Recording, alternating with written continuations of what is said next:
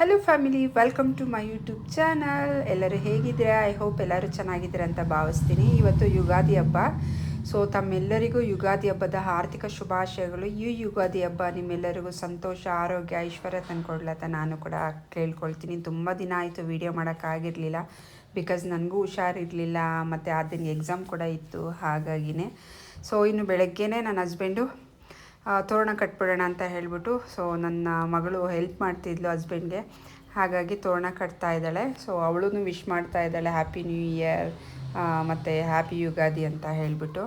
ನಾನು ಕಿಚನೆಲ್ಲ ಕ್ಲೀನ್ ಮಾಡಿಕೊಂಡು ಪಾತ್ರೆ ತೊಳೆಯೋಣ ಅಂತ ಹೇಳ್ಬಿಟ್ಟು ತೊಳಿತಾ ಇದ್ದೆ. ಅಷ್ಟರಲ್ಲಿ ಅವರಿಬ್ಬರೂ ತೋರಣ ಈ ರೀತಿ ರೆಡಿ ಮಾಡಿದ್ರು.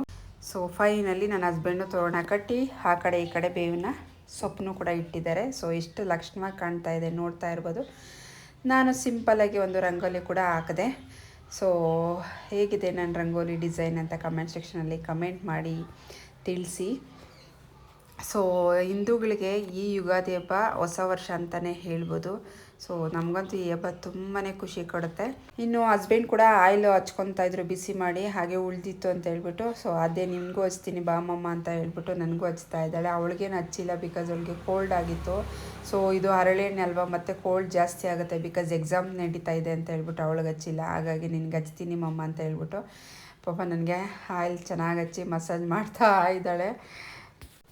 ನೋಡಿ, ಇಲ್ಲಿ ಹಸ್ಬೆಂಡ್ಗೆ ಆಲ್ರೆಡಿ ಹಚ್ಚಿದ್ದು ಆಯಿತು ಅವಳು. ಸೊ ಸರಿಯಾಗಿ ಹಚ್ಚಿಲ್ಲ, ನಾನೇ ಹಚ್ಕೊಳ್ತೀನಿ ಅಂತ ಹೇಳ್ಬಿಟ್ಟು ಹಸ್ಬೆಂಡ್ ಹಚ್ಕೊಂಡ್ರು. ಸೊ ಆ ದಿನಗೆ ಕೊಬ್ಬರಿ ಎಣ್ಣೆ ಹಚ್ತೀನಿ. ಒಂದು ಸ್ನಾನಕ್ಕಿಂತ ಮುಂಚೆ ಒಂದು ಅರ್ಧ ಗಂಟೆ ಹಚ್ಬಿಟ್ಟು ಹಾಗೆ ಸ್ನಾನ ಮಾಡಿಸ್ತೀನಿ, ಬಿಕಾಸ್ ಇವತ್ತು ಎಣ್ಣೆ ಹಚ್ಚಲೇಬೇಕು.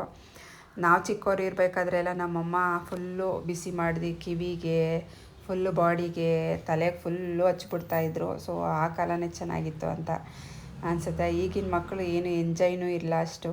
ಸೊ ಫೈನಲಿ ಎಲ್ಲ ಕೆಲಸ ಮಾಡಿ ಮುಗಿಸಿ ಈ ರೀತಿ ಸಿಂಪಲಾಗಿ ಪೂಜೆ ಕೂಡ ಮಾಡಿ ಮುಗಿಸ್ದೆ.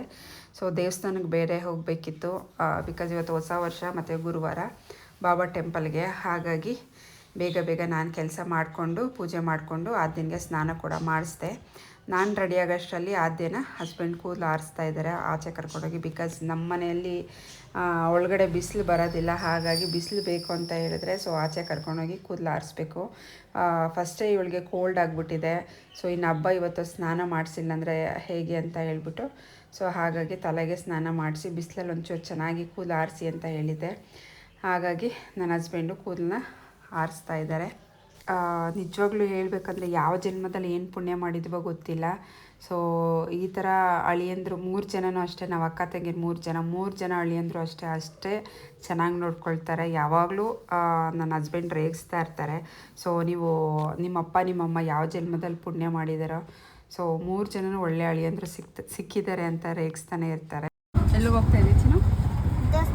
ಎಳ್ಳು ಬೆಲ್ಲ ಅನ್ನೋದೇ ಬರ್ತಿದೆ. ಬೇವು ಬೆಲ್ಲ ತಿಂದ್ಯಾ? ಏನಕ್ಕೆ ಹೇಳಿ ಬೇವು ಬೆಲ್ಲ ಕೊಡೋದು? ನಿಮ್ಮ ಜೀವನದಲ್ಲಿ ಬೆಲ್ಲ ಎಷ್ಟು ಸಿಹಿ ಆಗಿರುತ್ತೋ, ಸೊ ಕಹಿನೂ ಇರಬೇಕು, ಸ್ವೀಟು ಇರಬೇಕು, ಎಲ್ಲನೂ ಇರಬೇಕು ಅಂತ. ಜೀವನದಲ್ಲಿ ಬರೀ ಸುಖನೇ ಇರೋದಿಲ್ಲ ಲೈಫಲ್ಲಿ. ಸೊ ಕಷ್ಟನೂ ಬರುತ್ತೆ, ಸುಖನೂ ಬರುತ್ತೆ. We have to go on the flow.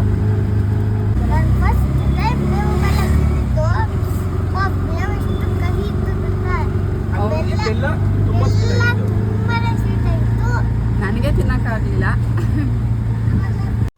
So ಈಗ ಅಮ್ಮನ್ನು ಕೂಡ ದೇವಸ್ಥಾನಕ್ಕೆ ಕರ್ಕೊಂಡು ಹೋಗ್ತಾ ಇದ್ವಿ. ಹೇಗೋ ರೆಡಿ ಆಗಿದ್ರು, ಕೆಲಸ ಎಲ್ಲ ಫಿನಿಷ್ ಮಾಡಿದ್ದೀನಿ ಅಂತ ಹೇಳಿದ್ರು. ಫೋನ್ ಮಾಡಿದ್ವಿ, ಸರಿ ಹೇಗೋ ಬಂದ್ಬಿಡೋಣ ಅಂತ ಹೇಳ್ಬಿಟ್ಟು ಈಗ ಕರ್ಕೊಂಡು ಹೋಗ್ತಾ ಇದ್ದೀವಿ. ಬಿಕಾಸ್ ನಾವೆಲ್ಲಾದರೂ ಹೋದರೆ, ಇಲ್ಲ ನನ್ನ ತಂಗಿ ಎಲ್ಲಾದರೂ ಹೋದರೆ ಕರ್ಕೊಂಡು ಹೋಗ್ತಾರೆ. ಅವ್ರ ಕೆಲಸ ಫ್ರೀ ಇದ್ದರೆ ಬರ್ತಾರೆ, ಬಿಕಾಸ್ ಕೆಲ್ಸಕ್ಕೆ ಹೋಗ್ತಾರಲ್ವ, ಫ್ರೀನೇ ಇರೋದಿಲ್ಲ ಅವರು. ಸೊ ಈ ಥರ ಯಾವಾಗಾದರೂ ಹಬ್ಬಕ್ಕೆ ರಜಾ ಇದ್ದಾಗ ಭಾನುವಾರ ಟೈಮು ಸೊ ಅವ್ರು ಬರೋದು, ಇಲ್ಲಾಂದರೆ ಎಷ್ಟು ಬಲವಂತ ಮಾಡ್ಕರಿದ್ರೂ ಬರೋದಿಲ್ಲ. ಸೊ ಫಸ್ಟು ನಾವು ಹೋಗಿದ್ದು ಈಶ್ವರನ ದೇವಸ್ಥಾನಕ್ಕೆ. ಸೊ ನಾವು ಹೋಗೋಷ್ಟರಲ್ಲಿ ಮಹಾಮಂಗಳಾರತಿ ಆಗ್ತಾಯಿತ್ತು. ಎಷ್ಟು ಜನ ರಶ್ ಇದ್ದರು ಗೊತ್ತಾ ಗೈಸ್, ತುಂಬ ಜನ ರಶ್ ಇದ್ದರು. ನಾವು ಅರೌಂಡ್ 12:30ಗೆ ಅನಿಸುತ್ತೆ ಹೋಗಿದ್ದು. ಸೊ ಮಹಾಮಂಗಳಾರತಿ ಆಗ್ತಾಯಿತ್ತು. ಕರೆಕ್ಟಾಗಿ ಆ ಟೈಮ್ಗೆ ಹೋದ್ವಿ. ಒಂಥರ ಖುಷಿ ಆಯಿತು, ಮನಸ್ಸಿಗೆ ನೆಮ್ಮದಿ ಆಯಿತು. ಸೊ ಇನ್ನು ದರ್ಶನ ಎಲ್ಲ ಮಾಡಿಕೊಂಡು ಪ್ರಸಾದ ಕೊಡ್ತಾಯಿದ್ರು, ಹಾಗಾಗಿ ಪ್ರಸಾದ ಈಸ್ಕೊಳ್ಳೋಣ ಅಂತ ಹೋಗ್ತಾಯಿದ್ವಿ. ಸೊ ನಮ್ಮ ಅದೃಷ್ಟ, ನಾವು ಪ್ಲೇಟ್ಸ್ ಎಲ್ಲ ತೊಗೊಂಡ್ವಿ, ನೋಡಿದ್ರೆ ಪ್ರಸಾದನೇ ಖಾಲಿ ಆಗೋಗ್ಬಿಡ್ತು. ನಮಗಿಂತ ಹಿಂದೆ ನಿಂತಿರೋರಿಗೆ ಸಿಕ್ತು, ನಮಗೆ ಲಕ್ಕಿಲ್ಲ ಅನಿಸುತ್ತೆ. ಸೊ ಹಾಗಾಗಿ ಪ್ರಸಾದನೇ ಸಿಕ್ಕಿಲ್ಲ ಗೈಸ್. ಸೊ ಅದೊಂದು ಬೇಜಾರಾಯಿತು. ಅದಾದಮೇಲೆ ಅಲ್ಲಿ ಮುಗಿಸ್ಕೊಂಡು ಸಾಯಿಬಾಬಾ ಟೆಂಪಲ್ಗೆ ಬಂದ್ವಿ. ಬಿಕಾಸ್ ಸಾಯಿಬಾಬಾ ಟೆಂಪಲ್ಲು ಕೂಡ ಅಲ್ಲೇ ಪಕ್ಕದಲ್ಲೇ ಇದೆ. ಸೊ ಇವತ್ತು ಗುರುವಾರ ಅಲ್ವಾ, ಹಾಗಾಗಿ ಬಾಬಾ ದರ್ಶನನೂ ಕೂಡ ಮಾಡ್ಕೊಂಡ್ವಿ. ಚೆನ್ನಾಗಾಯಿತು ದರ್ಶನ. ಸೊ ಇಲ್ಲೇನು ಅಷ್ಟು ರಶ್ ಇರಲಿಲ್ಲ, ಅಲ್ಲಕ್ಕಿಂತ ಕಡಿಮೆ ಇತ್ತು.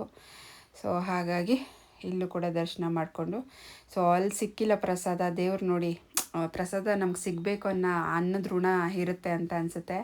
ಸೊ ಇಲ್ಲಿ ಪ್ರಸಾದ ಸಿಕ್ತು. ಟೊಮೊಟೊ ಬಾತ್ ಸಖತ್ತಾಗಿತ್ತು.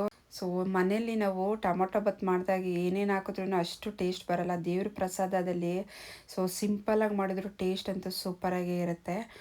ಅದಾದಮೇಲೆ ನೋಡಿ ಅದೇನು ಕಾಲು ಸುಡ್ತಾ ಇದೆ ಅಂತ ಹೇಳ್ಬಿಟ್ಟು, ಸೊ ಅವರಪ್ಪ ನಾನು ಎತ್ಕೊತೀನಿ ಬಾಬಂಗ್ನೆ ಅಂತ ಹೇಳ್ಬಿಟ್ಟು ಎತ್ಕೊಂಡು, ಸೊ ಆಟ ತನಕ ಎತ್ಕೊಂಡೇ ಆಟೋದಲ್ಲಿ ಕುಳ್ಸಿದ್ರು. ಸೊ ನೋಡಿ ತಂದೆ ಮಗಳ ಪ್ರೀತಿ ಯಾವ ಥರ ಇದೆ ಅಂತ ಹೇಳ್ಬಿಟ್ಟು, ಯಾವಾಗಲೂ ಇದೇ ಥರ ಮಗಳಂದರೆ ಪಂಚಪ್ರಾಣ ನನ್ನ ಹಸ್ಬೆಂಡ್. ಸೊ ಇನ್ನು ದೇವಸ್ಥಾನದಿಂದ ಬಂದು ಅಡುಗೆ ಎಲ್ಲ ಮಾಡಿ ತಿಂದು ಸಂಜೆ ಪೂಜೆ ಮಾಡಿ, ಸೊ ಅಷ್ಟರಲ್ಲಿ ಆದಿನ ಫ್ರೆಂಡ್ಸ್ ಕೂಡ ಮನೆಗೆ ಬಂದರು, ಅವ್ರ ಜೊತೆ ಆಟ ಆಡ್ತಾ ಇದ್ದಾಳೆ. ಸೊ ಐ ಹೋಪ್ ಇವತ್ತಿನ ವಿಡಿಯೋ ನಿಮ್ಗೆ ಇಷ್ಟ ಆಯಿತು ಅಂತ ಅನಿಸುತ್ತೆ. ಪ್ಲೀಸ್ ಇಷ್ಟ ಆಗಿದ್ದರೆ ಸಬ್ಸ್ಕ್ರೈಬ್ ಮಾಡಿ, ಫ್ರೆಂಡ್ಸ್ ಫ್ಯಾಮಿಲಿ ಕೂಡ ಶೇರ್ ಮಾಡಿ.